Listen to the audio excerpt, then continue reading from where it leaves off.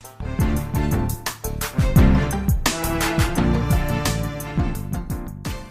and welcome to the Market Alert for Tuesday the 13th of June 2023. So yesterday bonds, bank, bullion and black gold dippers, mega cap. Tech continues to rip higher. Tesla saw stock price rise for 12th straight day.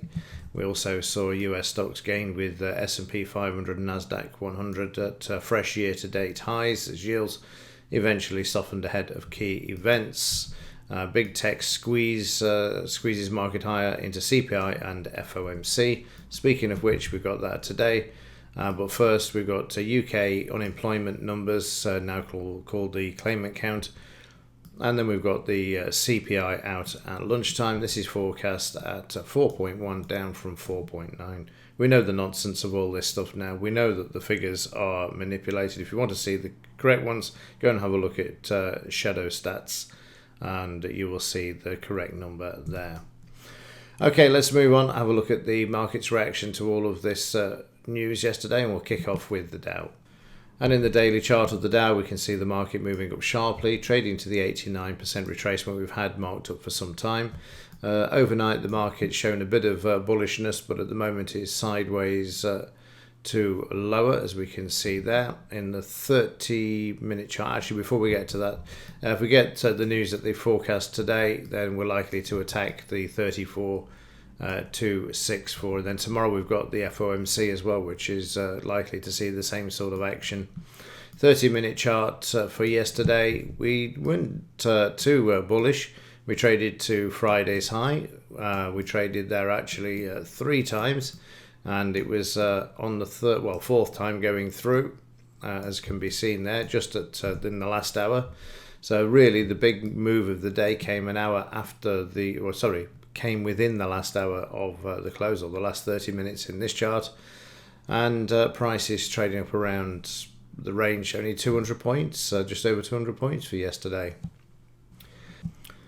So in the trades, £17.50 nets yesterday. As I said in the alert for yesterday as well, that I was down £125 during Friday, and I would get it back. Did that yesterday. Gross profit 264. We actually had a profit factor of 107 because we're making up. I think it was 0.43, and then we've got 54-46 win-loss ratio. So the total from Monday to Monday is there at 1046. Don't normally do that. It was just that I wanted to show you that it was possible to get the Friday net loss back for the day and end that sort of week with a profit, which is shown there. And in the S&P, you can see ploughing ahead there. We need to go to the monthly chart and have a look at the S&P just to see where we are. There we go. You will see we're just gone through 62. There's the 89, and then you've got the all-time high, which is no doubt on the cards for all of these markets going into summer, because it's going to be very quiet. So it'll allow the markets to do this.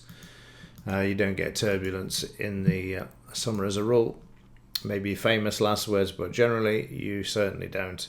Most people are away, and the markets just continue to move to the upside and get the insanity. So 30-minute S&P, you can see it all just took off before the closing bell last night. It just went nuts. They thought, well, let's move the market up just in case the CPI numbers aren't as good as the forecast and they come out higher.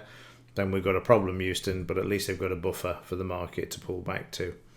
In the FTSE as well, sideways to higher, not following the pack at all, not even on the overnight, as you can see here. So something in the UK that's holding the market down at the moment. Don't know what it is, but it's made a bit of a recovery overnight. You'll see there we're back to 78% retracement.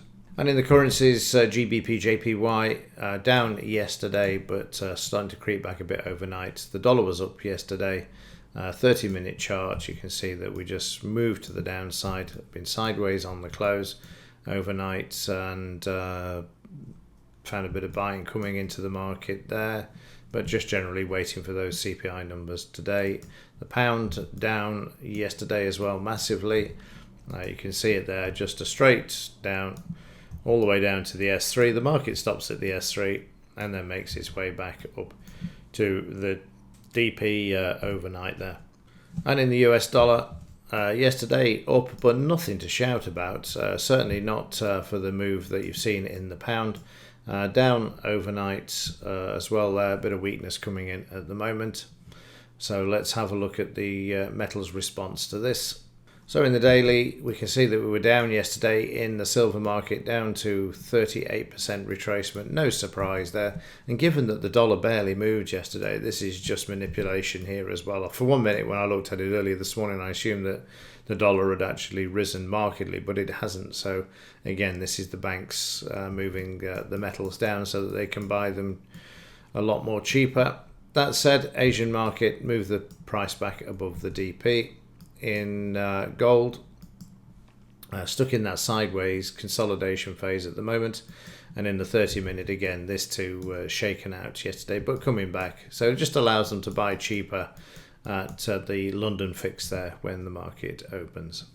And finally, gold silver ratio, silver getting hammered yesterday, but overnight a bit stronger than silver. Okay, that will do it for this one. Let's see what the CPI numbers are today.